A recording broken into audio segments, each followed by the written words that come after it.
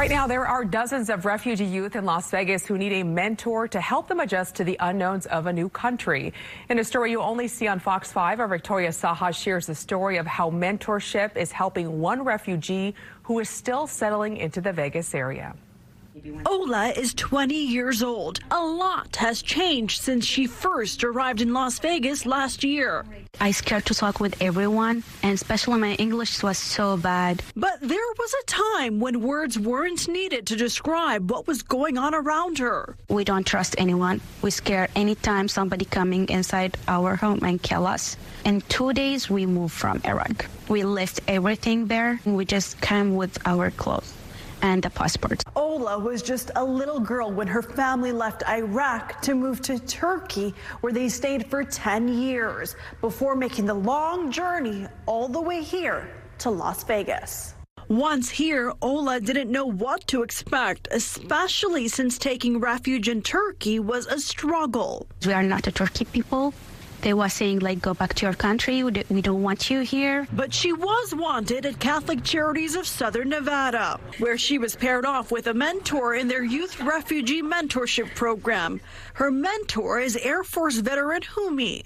I'm a long way from home, being from Hawaii. I know what it's like to be new. She makes me feeling like, okay, my home is here. I came to this country. I have to learn this language. Two people with two very different life experiences. I saw what a struggle it was for people in many places to survive and how thriving is out of the question. And that gave me a huge appreciation for what I have, and I want to share the gifts that I've been given. With Humi's mentorship, Ola got her GED. The two have bonded over meals, driving lessons, and exploring Las Vegas. Last time we go to the cinema, I was feeling so bad and I was sad, and she take me to cinema. I feel so good. I go back to home laughing. How does it make you feel to know that you have such a big impact on someone's life by just responding and going to the movies with them?